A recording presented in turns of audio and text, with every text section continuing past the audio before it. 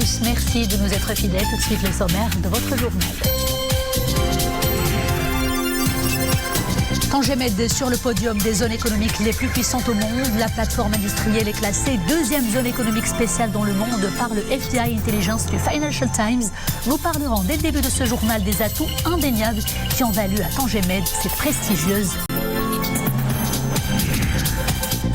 Le projet de loi de finances 2021 présenté au Parlement cet après-midi lors d'une séance plénière conjointe. Le PLF 2021 est élaboré dans un contexte inédit marqué par la crise du Covid et d'énormes défis. Nous reviendrons sur ces grandes orientations des priorités. À suivre aussi un gros plan sur une technique médicale novatrice expérimentée avec succès pour la première fois au Maroc pour sauver les bébés souffrant d'asphyxie à la naissance. Il s'agit de l'hypothermie thérapeutique pour la réanimation néonatale. Et puis en fin de journal, un voyage mystique à travers la musique à la quête de l'intelligible, du vrai, de l'absolu, avec le Festival de la culture soufie qui se tient en ligne cette année. Un programme éclectique et concocté pour ravir les mélomanes. Bonsoir, je vous le disais en titre, la plateforme industrielle Tangemed, un projet d'envergure aménagé sous l'impulsion de Sa Majesté le roi Mohammed VI. Il se classe désormais deuxième zone économique spéciale dans le monde, classement par le FDI Intelligence du Financial Times. Selon ce prestigieux classement des zones économiques les plus attractives au monde, le port Tangemed gagne ainsi avec brio la vedette après celui de Dubaï. Et pour établir ce classement, il est question de comparer environ 100 zones économiques selon des benchmarks internationaux et des critères très rigoureux concernant notamment leurs offres et les attentes de leurs investisseurs. Les précisions tout de suite avec Mohamed Elchkar. La plateforme industrielle Tangemed gagne au classement 3 places en une seule année. Elle se hisse désormais à la deuxième position dans ce classement mondial établi par le FDI Intelligence du Financial Times, juste derrière Dubai Multi Commodity Center. Le rapport du FDI Intelligence compare près de 100 zones économiques selon des benchmarks internationaux et mesure l'adéquation de leur offre face aux attentes des investisseurs. Et c'est la première fois qu'une zone africaine occupe une place aussi élevée dans ce classement mondial. Voilà ce qui témoigne de la formidable montée en puissance du réseau des zones d'activité développées par Tangemed, le plus important complexe industriel et portuaire en Afrique, situé sur le détroit de Gibraltar. Le complexe portuaire Tangemed a obtenu à cette occasion d'autres importantes distinctions, dont le premier prix mondial Large Tenant pour la catégorie Grand Projet d'investissement, la mention de spécialiste mondial du secteur automobile grâce au dynamisme d'un écosystème automobile fort d'une centaine d'équipementiers installés, et le premier prix africain pour les petites et moyennes entreprises grâce à l'offre infrastructurelle et aux opportunités commerciales offertes par cette catégorie d'entreprises. Tangemed Zone est développée sur une superficie de 2000 hectares. Elle comprend 6 zones d'activité orientées autour des métiers de l'automobile, de l'aéronautique, de la logistique, du textile et du commerce. Elle compte plus de 1000 entreprises représentant un volume d'affaires annuel à l'export de 85 milliards de dirhams en 2019. Et elle génère à ce jour près de 80 000 emplois. Cette plateforme industrielle adossée au premier complexe portuaire en Afrique et en Méditerranée dispose d'atouts importants et garantit une proposition de valeur en phase avec les attentes des acteurs mondiaux. Elle s'est démarquée par la qualité de ses services intégrés, l'infrastructure aux standards internationaux et sa position géographique unique, offrant aux investisseurs un pont maritime de 14 km vers l'Europe et une connectivité maritime vers plus de 180 ports et 70 pays. À retenir essentiellement de la séance mensuelle d'audition du chef du gouvernement à la Chambre des représentants, les négociations qui sont en cours avec 3 nouvelles sociétés pour l'acquisition d'un vaccin anti-Covid-19 dès qu'il sera mis sur le marché international. Annonce faite donc cet après-midi par le chef du gouvernement durant la séance mensuelle des questions de politique générale. Saadi Latmani a souligné que ces négociations interviennent dans la foulée des 2 conventions signées avec 2 producteurs de vaccins, tout en jugeant difficile d'avancer une une date précise, le chef du gouvernement a exprimé le souhait de voir une telle solution médicale disponible vers la fin d'année, en cours ou alors en début de l'année prochaine. Durant le grand oral du chef du gouvernement Saadi El-Athmani, il était aussi question des moyens mis en place pour alléger les répercussions économiques et sociales provoquées par la crise du Covid-19. Et restons au Parlement où les deux chambres ont tenu cet après-midi une séance plénière conjointe entièrement consacrée à la présentation du projet de loi de finances au titre de l'exercice 2021. La séance s'est tenue conformément aux dispositions de la Constitution et de la loi organique de la loi de finances.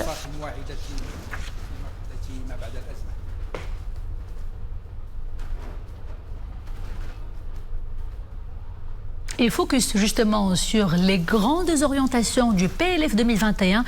Vous le savez, les grands axes du budget consacrés à l'année prochaine ont été préparés dans un contexte inédit, marqué par la crise du Covid-19, avec tout son impact sur notre économie. D'ailleurs, une grande partie du PLF 2021 sera justement dédiée à la relance des secteurs clés et au soutien des petites et moyennes entreprises. Les chantiers sociaux occupent également une place de choix. Le topo général, c'est tout de suite avec Mohamed Elchkar. Regardons. 4 priorités pour le projet de loi de finances 2021. La création d'emplois, le soutien à l'entreprise nationale, la généralisation de la couverture sociale et la réforme des établissements et entreprises publiques. 3 axes pour opérationnaliser ces 4 priorités. Le premier est relatif à l'accélération du lancement d'un plan de relance de l'économie nationale. Sur le plan pratique, il s'agit de déployer un effort financier exceptionnel en vue de protéger les emplois et de soutenir la trésorerie des entreprises à travers des mécanismes de garantie en faveur notamment des TPME et des PME. Un pacte pour la relance économique et l'emploi a déjà été conclu entre l'État et le secteur privé en vue de mettre en œuvre un plan global et intégré pour la reprise économique. Des contrats-programmes ont été également signés pour la relance des secteurs du tourisme, de l'événementiel et des traiteurs, ainsi que des entreprises opérant dans les parcs d'attractions et des jeux. Un compte d'affectation spéciale a été créé, auquel Sa Majesté le Roi a attribué le nom de Fonds Mohamed VI pour l'investissement et qui sera doté de la personnalité morale. La mission de ce fonds sera centrée autour de l'appui aux activités de production et l'accompagnement et le financement des grands projets d'investissement public et privé. L'investissement public a été renforcé pour atteindre un montant global de 230 milliards de dirhams, dont 45 milliards de dirhams seront mobilisés au titre du Fonds Mohamed VI pour l'investissement. Pour ce qui est du deuxième axe, il porte sur le lancement de la généralisation de la couverture médicale de base sur une période de 2 années, 2021-2022. La première étape sera accompagnée de la révision du cadre légal et réglementaire qui régit l'assurance maladie obligatoire, la réhabilitation et la mise à niveau des structures hospitalières, un budget d'environ 20 milliards de dirhams sera alloué au secteur de la santé au titre de l'année 2021, en plus de 5500 postes budgétaires, la simplification du système fiscal pour les professionnels à revenus limités, en instaurant une contribution professionnelle unifiée, enfin l'institution d'une contribution sociale de solidarité, une contribution qui permettra de générer des recettes d'environ 5 milliards de dirhams. Les recettes seront affectées au fonds d'appui à la protection sociale et à la cohésion sociale. Enfin, l'axe 3 du projet de loi de finances 2021 vise notamment une réforme des établissements et entreprises publiques avec la suppression de certaines entreprises ou de leurs filiales dont l'existence ne cadre plus avec les objectifs de leur création et le regroupement dans de grands pôles des établissements et des entreprises œuvrant dans des secteurs similaires. Une agence nationale sera créée avec pour mission de gérer stratégiquement les participations de l'État aux différents établissements et entreprises publiques et d'évaluer les performances des institutions publiques. Le projet de loi de finances pour l'année budgétaire 2021 accorde une attention particulière au secteur de l'éducation qui sera doté d'une enveloppe budgétaire de 72 milliards de dirhams. Ce secteur bénéficiera également de plus de 18 000 postes budgétaires. Pour ce qui est des principaux indicateurs économiques, le taux de croissance économique devrait se situer à 4,8% en 2021 et le déficit du Trésor devrait être ramené à 6,5% du PIB contre 7,5% pour cette année 2020. Industrie touristique, en attendant la relance avec la saison hivernale, le secteur connaît un nouveau grand investissement. Club Med annonce le développement d'un nouveau resort premium à Essaouira pour un investissement d'environ 1 milliard de dirhams. Le resort devrait ouvrir ses portes dans 3 ans. Accessible toute l'année, cet éco-resort pour les familles et les couples actifs sera entièrement intégré dans son environnement. Il offrira une expérience de tourisme de qualité, mêlant un patrimoine naturel, historique et culturel d'exception, des loisirs pour les familles et un large éventail de sports aquatiques. Le Club Med d'Essaouira représentera également la seconde étape d'un circuit Marrakech-Essaouira à destination de la clientèle internationale du Club Med.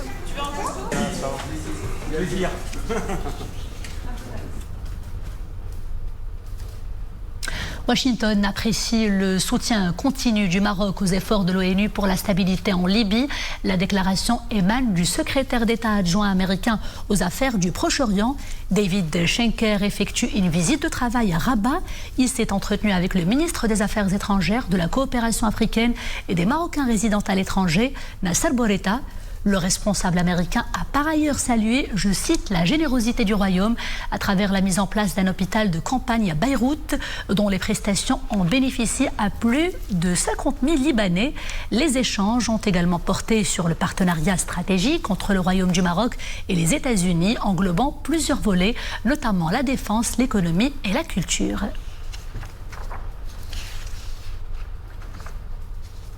2117 nouveaux cas d'infection au Covid-19 et 2449 guérisons ont été enregistrés au Maroc durant les dernières 24 heures. Le nombre de décès est passé à 2976 avec 48 nouveaux cas recensés en 24 heures toujours, soit un taux de létalité d'1,7%. Le total des cas actifs est passé et maintenant de 26 352 dans 539 cas graves ou critiques. 64 patients sont sous intubation. Dossier santé toujours au Maroc, le taux de mortalité infantile frôle les 13% malheureusement. Et c'est dire combien de bébés rendent l'âme à peine ils poussent leur premier souffle. Les causes sont diverses, parmi elles l'asphyxie à la naissance justement. Et pour y remédier, une technique s'avère prometteuse. Le Maroc l'a en tout cas expérimenté et l'efficacité a été au rendez-vous. Bref, une première au niveau national qui nourrit beaucoup d'espoir. Ça s'appelle l'hypothermie thérapeutique. Découvrons son mode de fonctionnement avec Amina Allam et Nissa El Hamdawi. Ce nouveau-né a été mis sous hypothermie thérapeutique suite à un manque d'oxygène dans le cerveau à la naissance. Le service de réanimation néonatale de l'hôpital Mohamed VI de Marrakech est le premier service à l'échelle nationale à s'être doté de cet appareil de refroidissement modéré. Ce protocole thérapeutique innovant s'étale sur 72 heures, durant lesquelles le corps du bébé est comme figé. Ce nouveau-né a fait une asphyxie pendant l'accouchement à cause de l'éclatement de l'utérus de sa maman. Nous l'avons accueilli au sein du service de réanimation néonatale 4 heures après l'accouchement. Nous lui avons fait un examen clinique et une IRM qui ont démontré qu'il était en train de convulser. C'est un appareil qu'on installe dans les premières 6 heures après l'accouchement. C'est un appareil qui permet de régler la température des bébés. Donc, une température qui est centrale, 33,5 degrés. Et c'est un appareil qui est constitué de 2 sondes, une sonde qui est cutanée et une sonde qui est centrale. En absence d'une prise en charge express, le nouveau-né en asphyxie peut être exposé à de sérieuses complications ou carrément perdre la vie. C'est un appareil qui permet de prévenir les complications cérébrales et les complications rétiniennes qui sont dues au manque d'oxygène que doit recevoir le bébé juste après la naissance. L'asphyxie néonatale entraîne une carence énergétique cérébrale. Nous faisons de notre mieux pour acheminer l'oxygène vers les cellules cérébrales qui ne se régénèrent pas. La situation est décisive, surtout pendant les 6 heures qui suivent l'accouchement. L'asphyxie périnatale est assez fréquente. Elle survient chez 8 à 10 nouveau-nés pour 1000 naissances vivantes. Elle est même considérée comme la 2e cause de mortalité néonatale intra-hospitalière. Cap sur Qlaa Srarna pour parler de la céréaliculture, une filière qui, comme vous le savez, dépend entièrement des précipitations. Et en l'absence de ces dernières, les professionnels de la terre entament le labour en scrutant le ciel. Sur place, le reportage de Omar Jleidi sur un commentaire de Boub Kerben Rabret. La terre est sèche. Le manque de précipitations l'a durcie. Les machines soulèvent beaucoup de poussière. Dans la commune de Ouled Chergui, la céréaliculture est dominante. L'opération de labour a déjà commencé. Beaucoup de travail pour les agriculteurs avant l'arrivée des premières pluies, qui tardent à venir. Nous entamons les labours comme chaque année en pareille période. L'opération nous permet de préparer la terre au semis prévu début novembre. La terre doit être nettoyée des mauvaises herbes.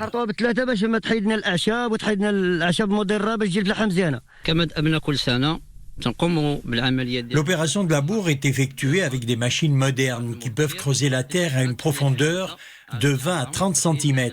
Cela élimine les mauvaises herbes, mais surtout expose la terre nouvellement en surface, au soleil.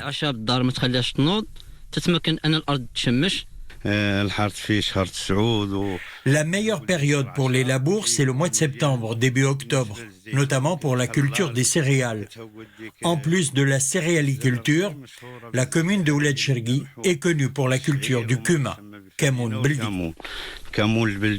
Le travail de la terre englobe diverses interventions. Le choix des outils à utiliser doit être bien étudié et adapté à chaque sol et à chaque culture. L'efficacité des labours, c'est pour bien avoir l'aération, faire entrer et enterrer tout ce qui dit les mauvaises herbes qui enrichit le sol en humus, d'une part. D'autre part, le labour, qu'il doit être profond. Pourquoi? Parce que les racines des céréales, ils vont jusqu'à 1,20 m. Le manque de pluie inquiète les agriculteurs. Le secteur des céréales est presque entièrement dépendant de la pluviométrie. Les régions bourgs représentent plus des 2/3 de la surface agricole utile consacrée aux céréales au Maroc.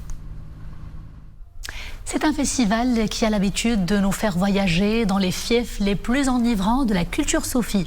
De la douce Andalousie à Lahore au Pakistan, en passant par Konya en Turquie. Je vous parle du festival de Fès, de la musique, de la culture plutôt soufie.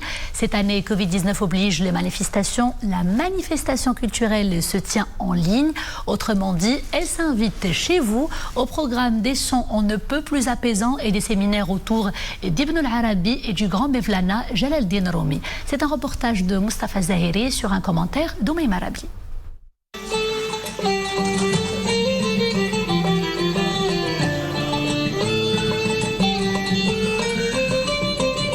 Le rythme y est envoûtant et les paroles inspirantes. Un voyage de contrée en contrée avec des sons et des voix dans la quête de l'absolu.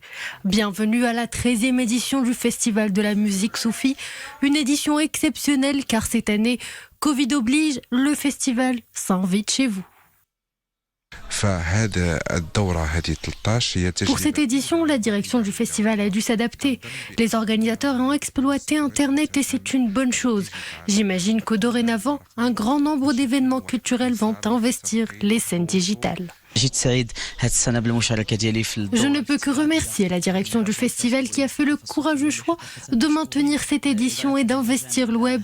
C'est important de maintenir un lien entre les amoureux de ce style et les artistes.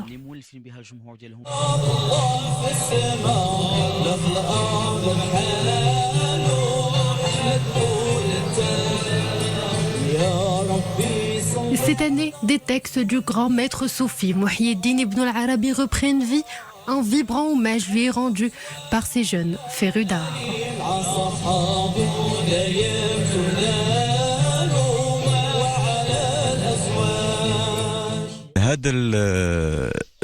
Nous allons essayer de retracer les pas de ce grand personnage de l'histoire du soufisme. Au programme également de nombreuses séances d'échange avec des artistes de renom et des spécialistes dans le domaine du soufisme. Le but est de rapprocher ce personnage de notre public. Cette manifestation mobilisera plus d'une soixantaine d'intervenants et prévoit une programmation qui promet de faire voyager les internautes de Fès à Konya en Turquie, de Grenade à Niamey en passant par Lahore au Pakistan. Bref, de grands moments de spiritualité au rendez-vous.